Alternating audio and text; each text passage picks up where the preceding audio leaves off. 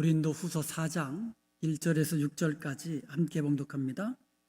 그러므로 우리가 이 직분을 받아 긍휼하심을 입은 대로 낙심하지 아니하고 이에 숨은 부끄러움의 일을 버리고 속임으로 행하지 아니하며 하나님의 말씀을 혼잡하게 하지 아니하고 오직 진리를 나타내므로 하나님 앞에서 각 사람의 양심에 대하여 스스로 추천하노라. 만일 우리의 복음이 가리었으면 망하는 자들에게 가리어진 것이라. 그 중에 이 세상의 신이 믿지 아니하는 자들의 마음을 혼미하게 하여 그리스도의 영광의 복음의 광채가 비치지 못하게 함이니 그리스도는 하나님의 형상이니라. 우리는 우리를 전파하는 것이 아니라 오직 그리스도 예수의 주 되신 것과 또 예수를 위하여 우리가 너희의 종된 것을 전파함이라.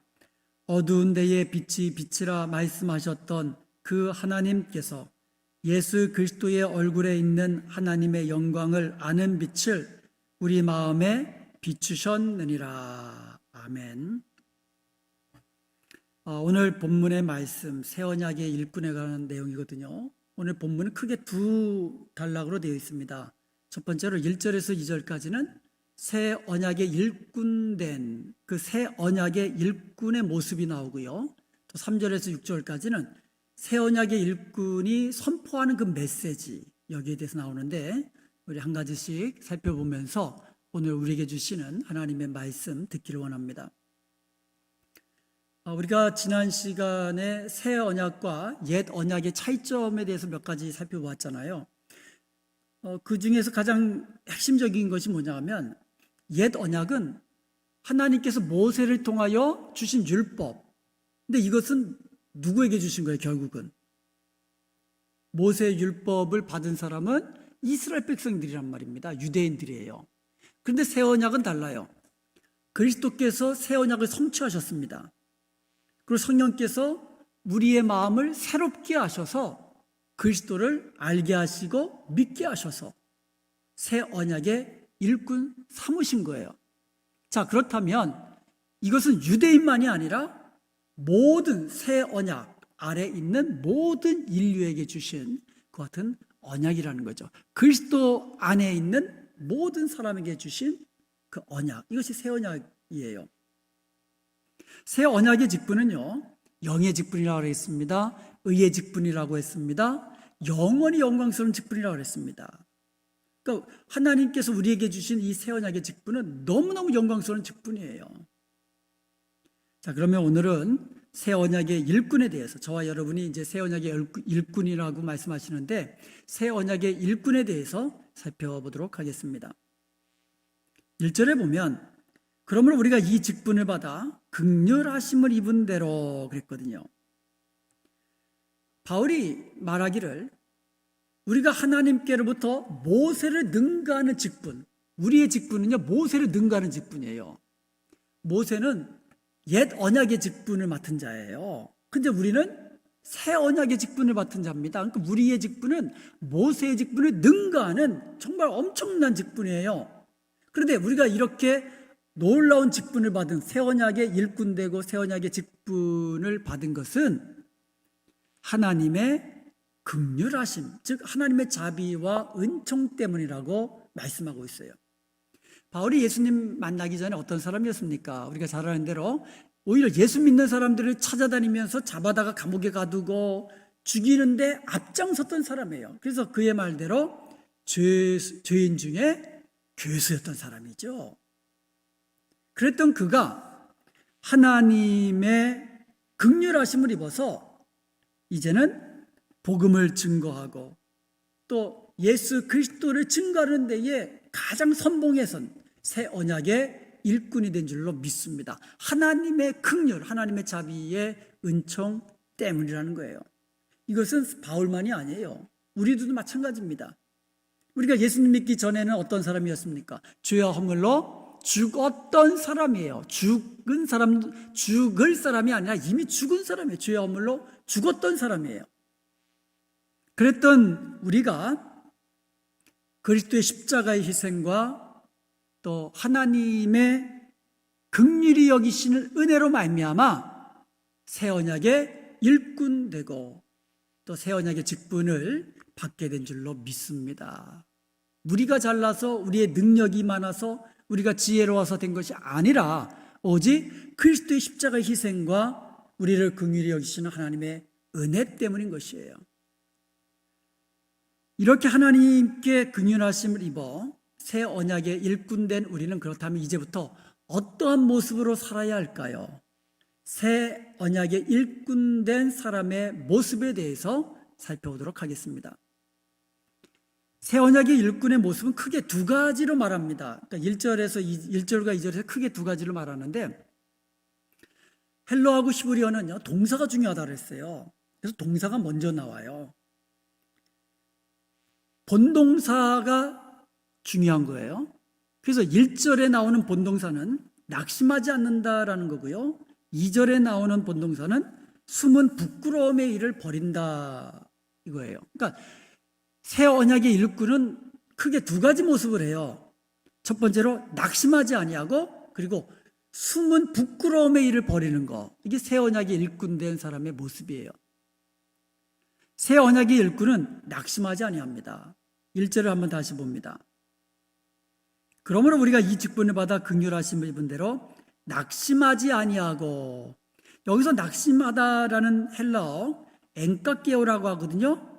이거는 낙심하다라는 의미도 있고 또 하나는 어려움 때문에 두려워한다, 어려움 때문에 포기한다, 이런 의미를 담고 있어요. 그래서 거스리라는 학자는요, 이 말을 우리가 포기하지 않는다, 우리가 이 사역을 포기하지 않는다라고 번역을 했어요. 바울은 고린도후서 4장 16절에도 엔카케오라는 단어를 사용해가지고 우리는 낙심하지 않습니다, 우리는 포기하지 않습니다, 거듭거듭 다짐하는 것을 볼 수가 있어요. 여러분, 우리가 새 언약의 일꾼 된 것은 우리 힘으로 된 것 아니라 그랬죠. 오직 그리스도의 십자가의 희생과 우리를 긍휼히 여기시는 하나님의 자비와 은총 때문이라고 그랬습니다. 그러므로 우리는 어떤 어려움이 있다 할지라도, 어떤 방해물이 있다 할지라도 새 언약의 일꾼된 우리의 사명, 하나님이 주신 이 새 언약의 직분을 결코 포기하거나 낙심하거나 이것을 버려서는 안 된다는 것이죠. 어떤 어려움이 와도 우리에게 맡겨진 사명 계속해서 앞으로 나가면서 전진하면서 사명 감당해야 될 줄로 믿습니다. 절대로 낙심하지 않는 거예요. 새 언약의 일꾼은 어떻다고요? 절대로 낙심하지 않는다는 거예요. 어떤 어려움이 와도 포기하거나 낙심하지 않는 것, 이것이 새 언약의 일꾼된 모습이에요. 두 번째로 새 언약의 일꾼은요, 숨은 부끄러움의 일을 버리는 사람이에요. 여러분, 떳떳하지 못한 일, 부끄러운 일 할 때 숨어서 하잖아요. 남들이 없는 곳에서 하잖아요. 그러므로 새 언약의 일꾼들은요, 다른 사람들에게 드러냈을 때에 떳떳하지 못한 일, 부끄러운 일, 숨어서 하는 일, 그런 일이 없도록 해야 한다는 거예요. 남들이 보는 앞에서 우리가 하듯이 남들이 보지 않는 곳에서도 우리는 떳떳하게 숨어서 부끄러운 일 하지 말아야 된다는 거예요.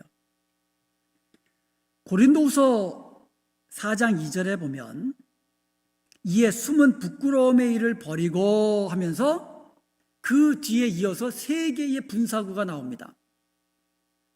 이 말은 뭐냐면 숨은 부끄러움의 일을 버리는 것이 구체적으로 어떤 일이냐, 이것을 거듭 부연 설명하는 거예요.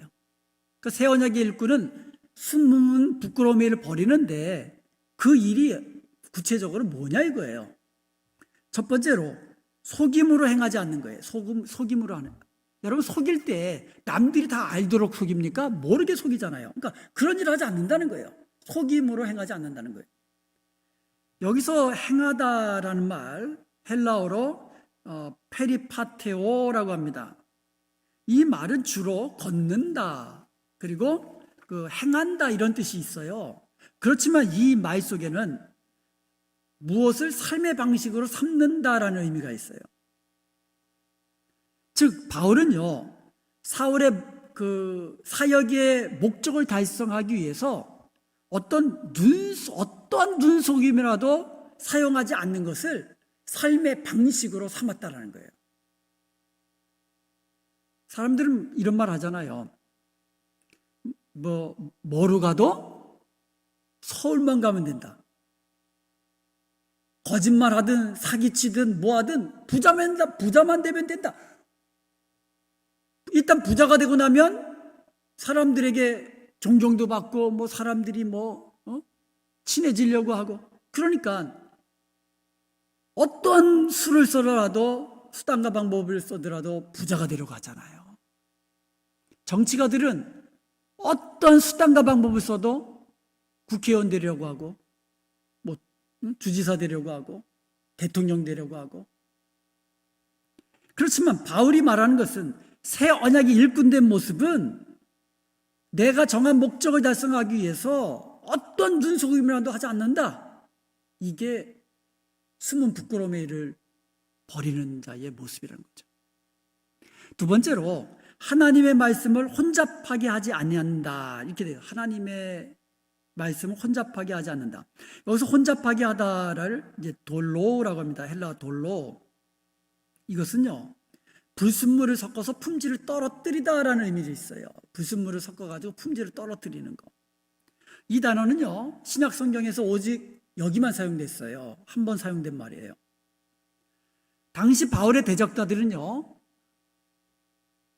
순수한 복음을 전한 게 아니라 다른 복음을 전했다 그랬어요.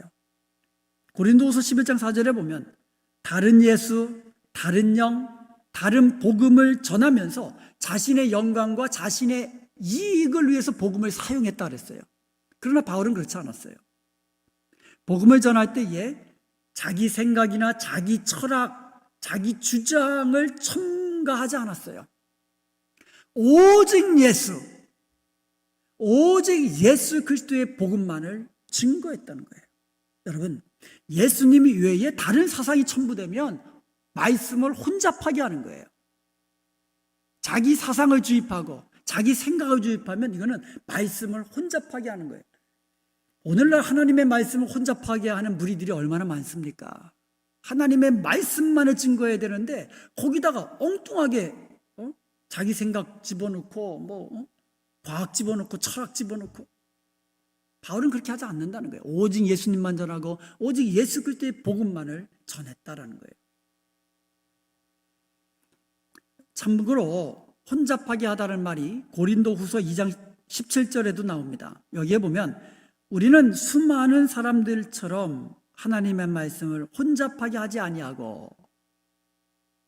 그런데 제가 아까 돌로라는 말이 고린도후서 4장 2절에만 사용됐다 그랬잖아요. 그러니까 고린도후서 2장 17절에 사용된 헬라어는 돌로가 아니에요. 무슨 말이냐면 지난번에 살펴봤지만 카팔레우어라는 말인데 이것은 물건을 팔아서 이익을 납니다. 장사하다라는 의미예요. 즉 고린도후서 2장 17절에 보면 우리는 장사치처럼 복음을 사용하지 않는다라는 거예요. 그 당시에 고린도에 들어온 거짓 교사들이요, 복음을 가지고 오히려 자기를 높이려고 했어요. 복음을 가지고 하나님의 말씀을 가지고 자기를 높이는, 자기가 영광을 얻는 도구를 사용했다는 거예요. 그리고 또 하나, 경제적인 이득을 취하는 도구를 사용한 거예요. 복음을 가지고 자기 이득을, 쉽게 말해서 하나님의 말씀을 돈 버는 도구로 사용했다라는 거죠. 바울은 그게 아니라는 거예요. 사역을 통하여 어떤 높임 받으려거나 세상에서 높아지려거나 어떤 경제적인 개인적인 이득을 취하려고 한 것이 아니라 오직 진실되게 신실하게 오직 하나님의 말씀, 예수 그리스도의 복음만을 증거했다라고 그렇게 이야기합니다. 이것이 새 언약의 일꾼된 자의 모습이라는 거죠. 새 언약의 일꾼은요, 말씀만 전하고 말씀만 가지고 전도하고 말씀만 가지고 사역하고 거기다가 다른 사상이나 어떤 잘못된 동기 이것을 통해 내가 높임 받으려거나 이게 아니고 오직 신실하고 진실하게 하나님 앞에서 복음 사역에 힘써야 된다고 말씀하고 있는 겁니다. 그리고 세 번째로 새 언약의 일꾼들은 숨어서 부끄러운 일을 벌인다 그랬잖아요. 숨어서 부끄러운 일을 벌이는 세 번째가 뭐냐면 오직 진리를 밝히 선포함으로써 하나님 앞에서 각 사람의 양심에 대하여 스스로를 천거하는 것이에요. 여기서 바울은요, 고린도후서 3장 1절에 이어서 다시 한번 자신을 천거하고 있어요. 그런데 천거하는 방식이 달라요. 진리를 공적으로 선포함을 통하여 자신을 천거하는 거예요. 자기의 어떤 많은 학식, 자기가 가지고 있는 어떤 그 지적인 능력, 이것을 가지고 스스로를 천거하는 것이 아니라 오직 진리를 공적으로 밝히 선포함을 통하여서 스스로를 천거하는 거예요. 그런데 여기에 두 가지 단서가 붙어 있어요. 첫 번째로는 하나님 앞에서 자신을 천거합니다. 바울은요, 자신이 서야 할 최후의 법정이 하나님의 심판대 앞이라는 이 의식을 가지고 신실하고 진실하게 사역했어요. 여러분, 우리가 이 땅에 우리가 천년만년 사는 거 아니잖아요. 누구라도 한 번은 죽습니다. 그러면 하나님 앞에 서게 되죠. 이것을 늘 의식하며 살았다는 거예요. 바울은 이것을 하나님 앞에서 산다라는 이 의식을 가지고 진실하게 신실하게 그렇게 새 언약의 일꾼된 모습으로 살았다라는 거죠. 또 하나는 각 사람의 양심을 향하여 자신을 천거합니다. 당시 그리스도 로마 사람들은요, 사람들이 정직하게 양심에 귀 기울이면 인간이 선악을 판단할 수 있다라고 생각을 했어요. 그런 사람들에게 바울이 이야기하는 거예요. 자기 사역에, 그러니까 바울의 사역의 신실성에 대하여, 진실성에 대하여 당신들이 본대로 그리고 당신들의 양심에 따라 정직하게 한번 판단해봐라 하면서 스스로를 천거하는 거예요. 다시 말하면 바울은 사람들의 양심에 따라 정직하게 판단한다면 꺼리낌이 없다라는 거예요. 숨어서 하는 부끄러운 일을 다 버렸기 때문에 정직하게만 양심에 따라 판단한다면 나는 새 언약의 일꾼으로 부족함이 없다. 그렇게 자신 있게 이야기하는 겁니다. 사랑하는 여러분, 새 언약의 일꾼된 우리들은요, 바울과 같은 의식을 가지고 살아야 돼요. 하나님 앞에서 우리가 살아간다라는 의식을 가지고 사랑으로 섬기며 착한 행실을 행하며 그렇게 하나님이 기뻐하시는 모습으로 살아야 되는 겁니다. 그리고 또 하나는 뭐냐면 저와 여러분이 새 언약의 일꾼된 자라는 것을 사람들이 보고 알수록 알 수 있도록 그렇게 변화된 모습으로 살아야 된다. 이것이 지금 바울이 새 언약의 일꾼된 우리들에게 주는 메시지인 것입니다. 3절부터 6절까지는 새 언약의 일꾼이 선포하는 메시지에 대해서 기록이 되어 있는데요. 3절 한번 보겠습니다. 만일 우리의 복음이 가리었으면 망하는 자들에게 가리어진 것이라. 여기서 보면 가리어졌다는 말을 두 번 사용했어요. 우리의 복음이 가리었으면 망하는 자들에게 가려진 것. 이게 뭐냐면 바울이 지금 뭘 전해요? 복음을 전하잖아요. 복음을 전했으면 어떻게 돼요? 복음이 선포되면 복음이 드러나야 되잖아요. 근데 복음이 어떻게 됐다고요? 가려졌다래. 복음이 가려졌다.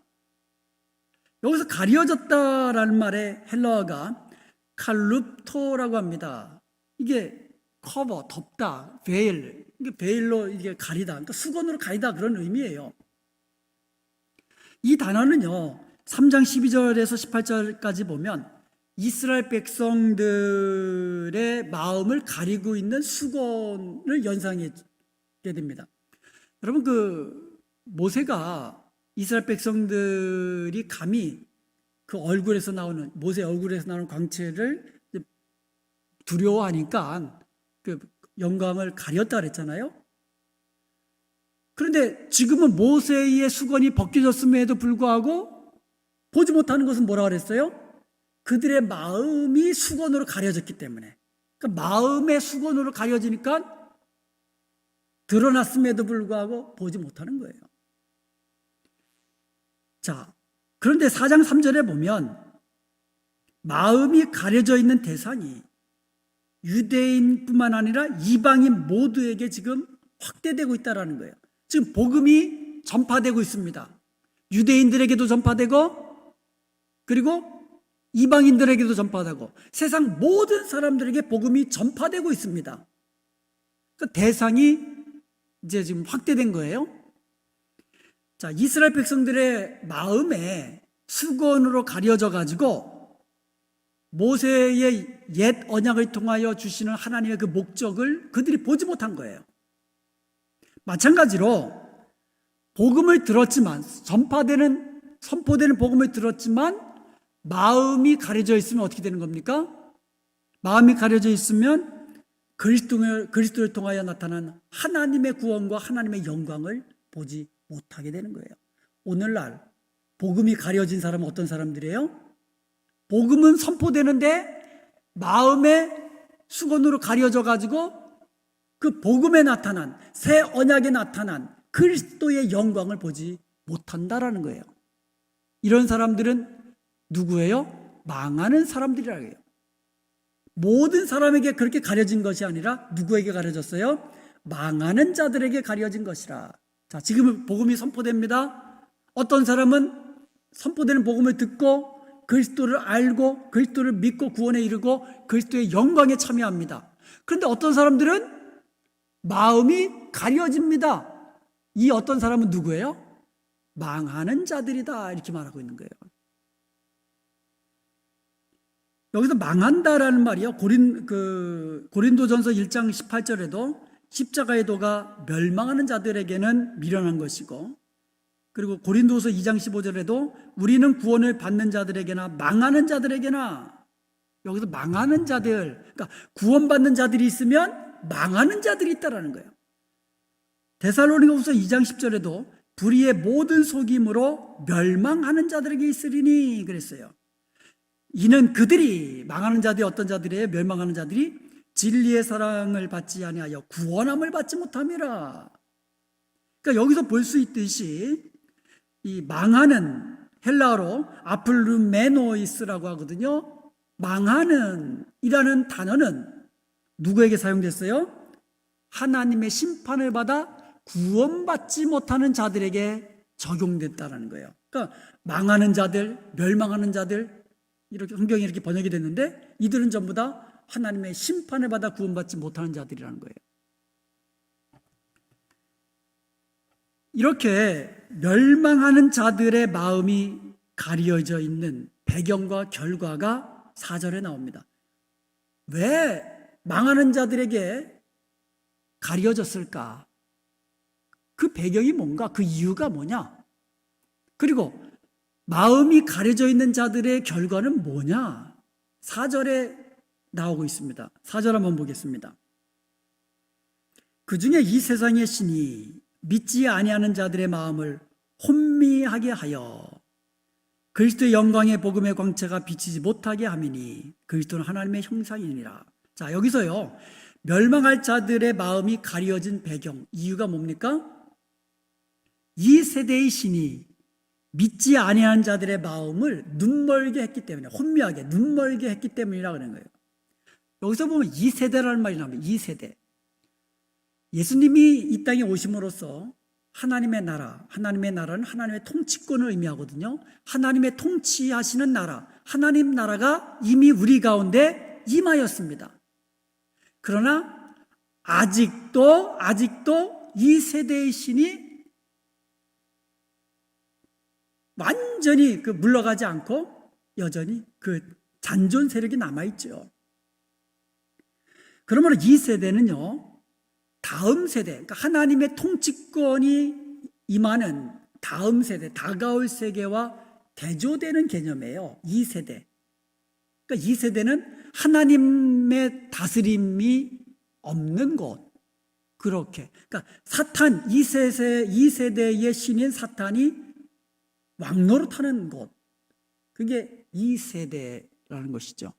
저와 여러분은 이 세상에 살고 있지만 이 세상의 신이 우리를 다스리고 있지 않거든요. 하나님이 저와 여러분을 다스리고 있거든요. 하나님 나라에 속한 사람들이에요. 우리는 이미 다음 세대에 속한 사람들입니다. 이 세대가 아니에요, 우리는. 이 세상에는 이 세대에 즉 이 세대의 신인 사탄이 다스리는 사람이 있고 주님이 다스리는 하나님 나라에 속한 그런 사람들이 있다는 거죠. 자, 그렇다면 멸망할 자들의 마음이 가려진 배경이 뭡니까? 이 세대의 신이, 즉 사탄이, 이 세대의 신인 사탄이 믿지 아니하는 자들의 마음을 눈멀게 했기 때문에, 눈을 멀게 했기 때문에, 혼미하게 만들었기 때문에 복음을 들어도 깨닫지 못하고 믿지 못하는 거예요. 자, 그런데 여기에 보면 이 세대의 신이 세상 사람들의 마음을 혼미하게 했다라고 아니하고 뭐라고 말하고 있어요? 믿지 아니하는 자들이라고 말하고 있어요. 이게 굉장히 중요합니다.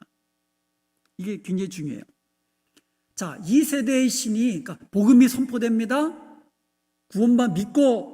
듣고 믿고 구원받는 사람이 있다 그랬죠. 마음이 가려져서 멸망하는 사람이 있다 그랬잖아요. 그런데 마음이 가려져서 멸망하는 이유가 뭐라고요?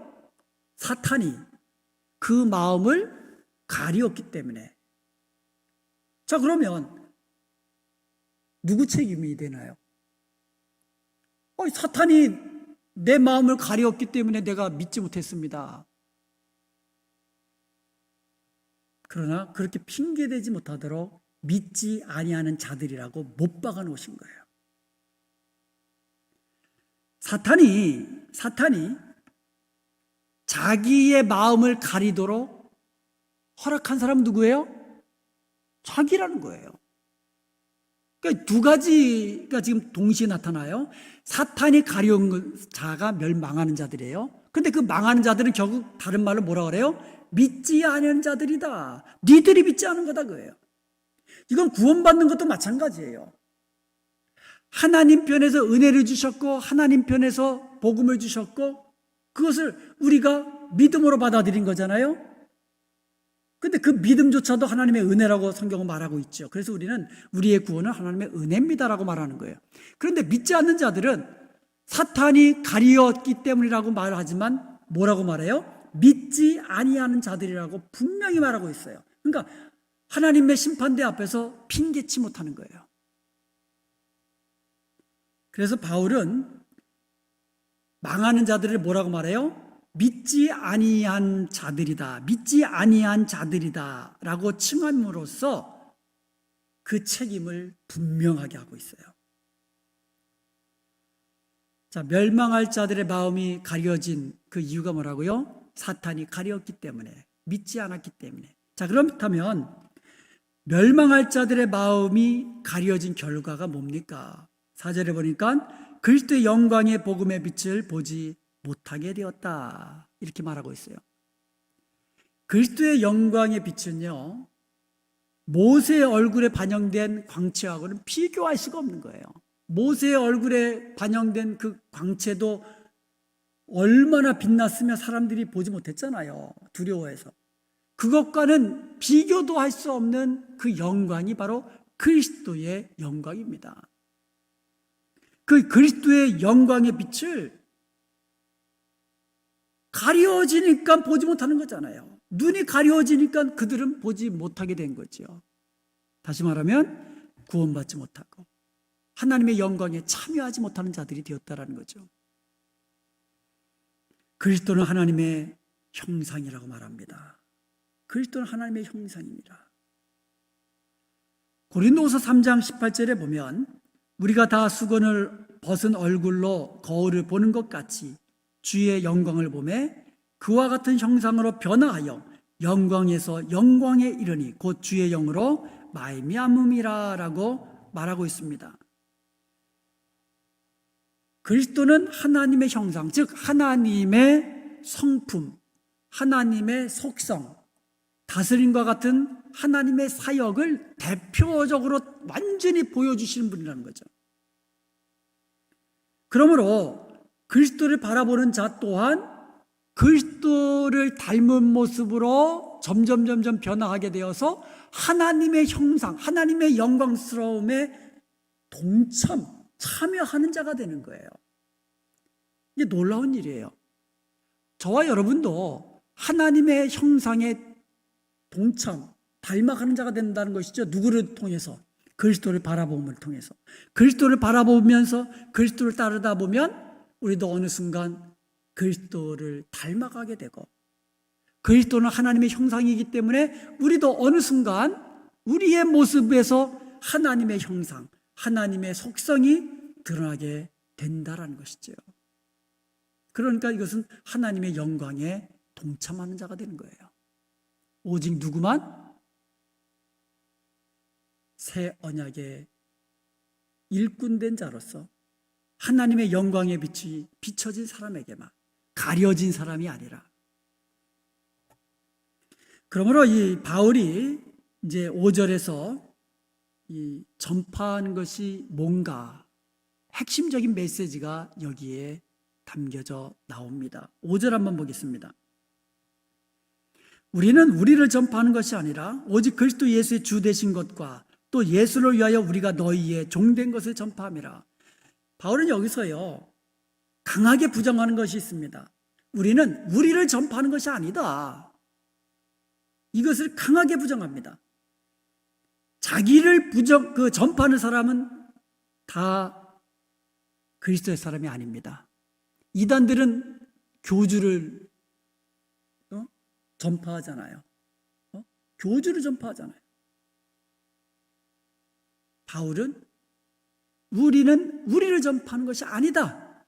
강하게 부정합니다. 그렇다면 우리가 전파하는 것이 뭐냐? 첫 번째로 바울은 그리스도 예수의 주 되신 것을 전파합니다. 여기에 세 가지가 나옵니다. 그리스도 예수의 주 되신 것. 이 세 가지. 복음의 핵심입니다. 우리가 전하는 복음의 핵심은 여기에요. 그리스도 예수의 주 되심.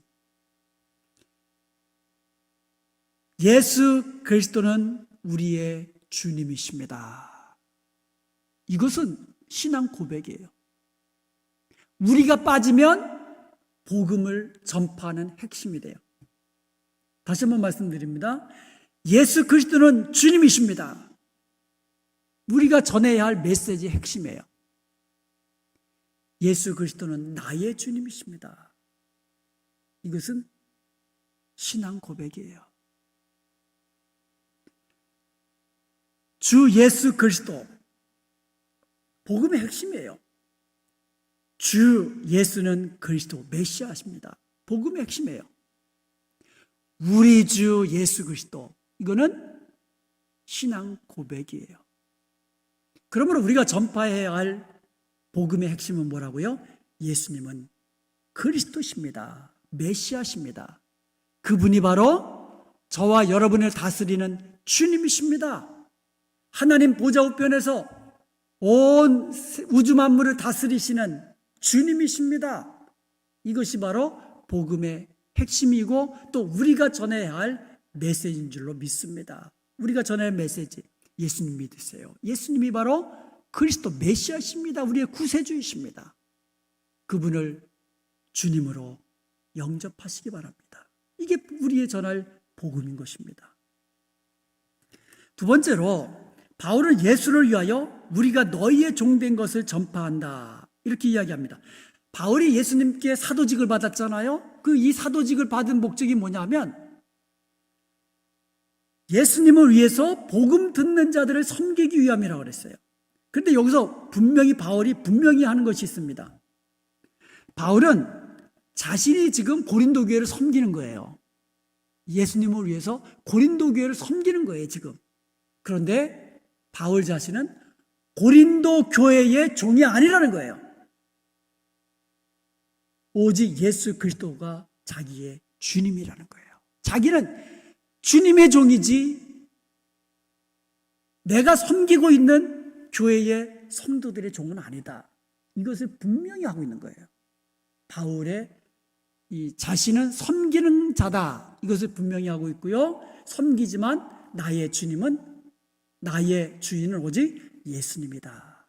그러니까 예수님을 위하여 섬기는 거다라는 거죠. 그러니까 우리가 다른 사람을 섬기잖아요. 다른 사람을 섬기는데 내가 못나서 내가 낮아져서 섬기지만 내가 예수님 때문에 섬기는 거지.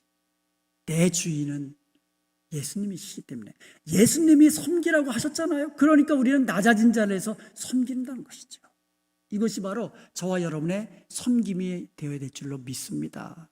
예수님이 말씀하셨기 때문에 우리는 즐거운 마음으로 주님의 몸된 교회를 섬기고 또 우리 성도들을 섬기고 우리의 이웃을 섬기고 이렇게 섬기는 자로 살아가야 사는 것이 새 언약의 일꾼된 저와 여러분의 모습인 줄로 믿습니다. 바울이 예수의 메시아 되심과 주 되심을 전파하는 이유가 있습니다.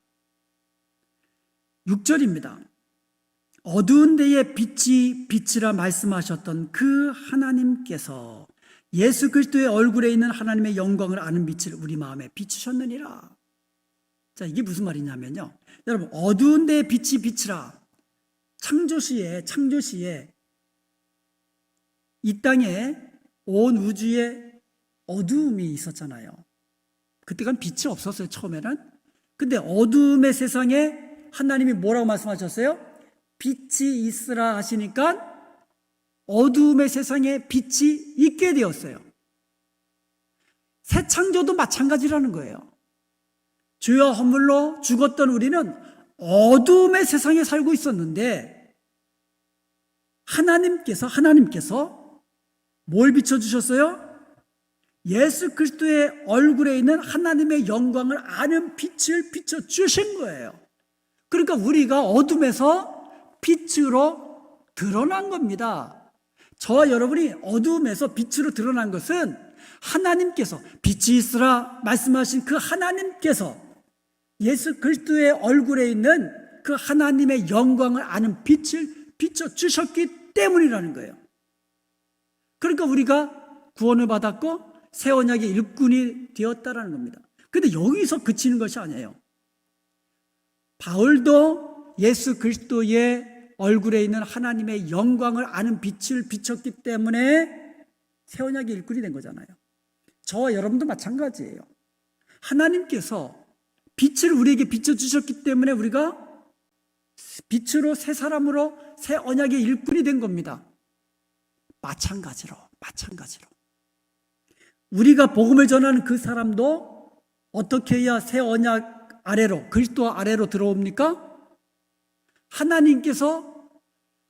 그리스도의 얼굴에 있는 하나님의 영광을 아는 빛을 비춰주셔야만 그 사람도 예수님을 알고 믿고 새 언약의 일꾼이 될 수 있다는 거죠. 이것을 믿는다면 우리는 복음을 전하는 전도자의 자세는 겸손해야 된다는 걸 알 수 있어요. 내가 전하는 것이 아니구나. 내 능력으로 하는 것이 아니라 하나님께서 그 빛을 그 사람에게 비춰주셔야, 성령님께서 그 마음을 열어주셔야만 복음이 가려지지 않고 그 사람에게 들어가는구나. 이것을 우리가 알고 겸손하게, 전도는 내 능력으로 하는 것이 아니구나. 또 하나는 나는 전하기만 하면 되는구나. 그러니까 우리는 전해야 되는 거예요. 복음은 그 사람에게 입장에서 보면 가려져도 못 듣지만 우리가 전하지 않아도 못 듣는 거예요. 그러니까는 나는 복음을 전해야 하는구나. 내가 복음을 전하면 성령께서 그 사람의 심령에 빛을 비춰주셔서 깨달음을 주셔서 그 영을 새롭게 하셔서 그 복음이 가려지지 않고 받아들일 때에 그 사람은 구원 얻는 사람이 되고 우리와 한 가지로 새 언약의 일꾼이 되는 줄로 믿습니다.